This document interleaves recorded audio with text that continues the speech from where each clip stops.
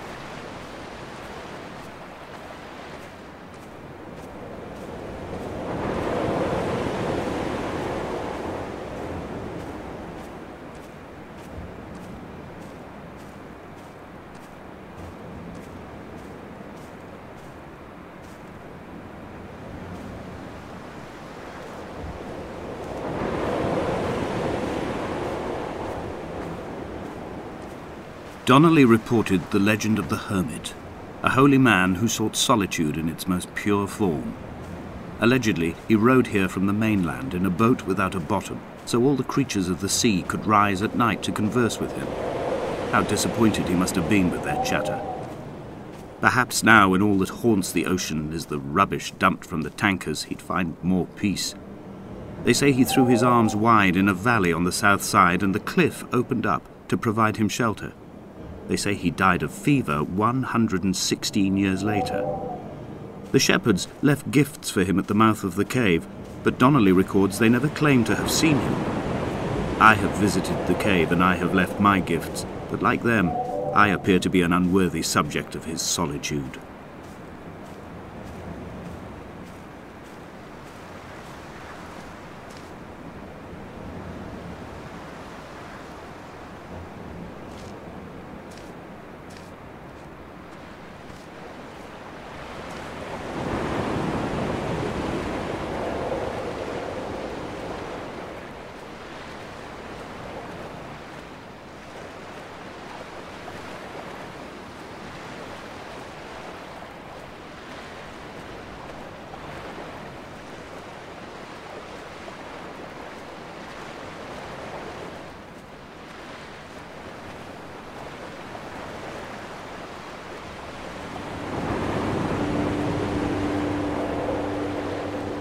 There was once talk of a wind farm out here, away from the rage and the intolerance of the masses.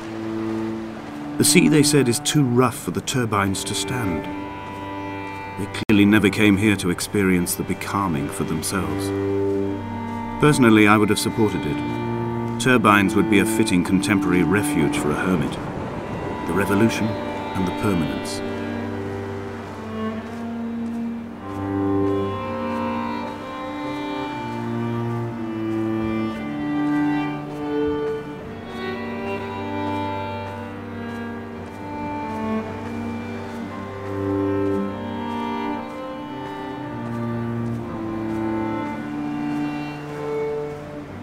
The mount is clearly the focal point of this landscape. It almost appears so well placed as to be artificial. I find myself easily slipping into the delusional state of ascribing purpose, deliberate motive to everything here. Was this island formed during the moment of impact? When we were torn loose from our moorings and the seatbelts cut motorway lanes into our chests and shoulders, did it first break surface then?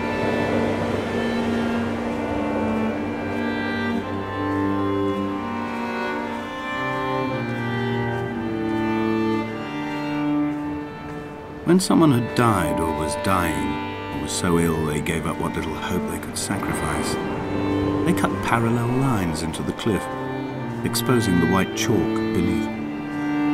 You could see them from the mainland or the fishing boat, and know to send aid or impose a cordon of protection, and wait a generation until whatever pestilence stalked the cliff paths died along with its hosts. My lines are just for this, to keep any would-be rescuers at bay. The infection is not simply of the flesh.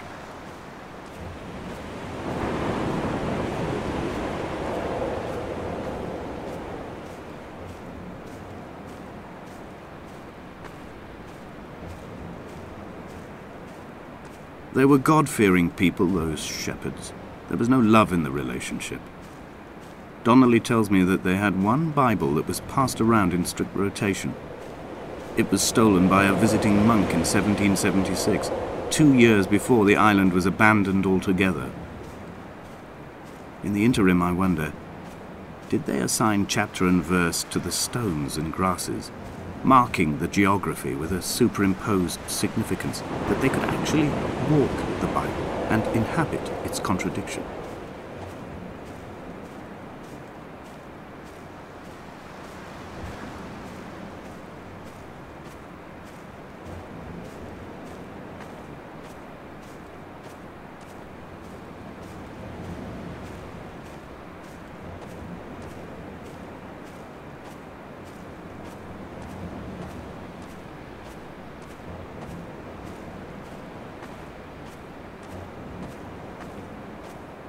Dear Esther, I met Paul. I made my own little pilgrimage. My Damascus, a small semi-detached on the outskirts of Wolverhampton. We drank coffee in his kitchen and tried to connect to one another.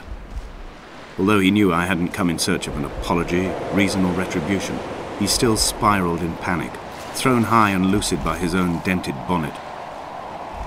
Responsibility had made him old. Like us, he'd already passed beyond any conceivable boundary of life. This hermit, this seer, this distant historian of bones and old bread, where did he vanish to? Why, asked the farmers. Why, asked Jacobson. Why bother with your visions at all, if you're just to throw your arms up at the cliff and let it close in behind you and seal you into the belly of the island, a museum shut to all but the most devoted?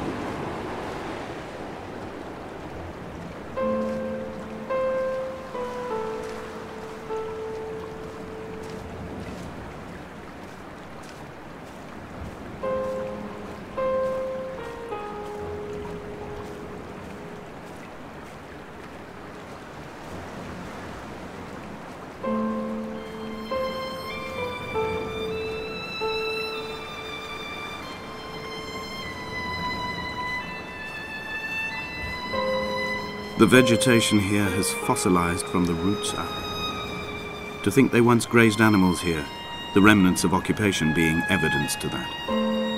It is all sick to death. The water is too polluted for the fish, the sky is too thin for the birds, and the soil is cut with the bones of hermits and shepherds. I've heard it said that human ashes make great fertilizer. that we could sow a forest from all that is left of your hips and ribcage, with enough left over to thicken the air and repopulate the bay.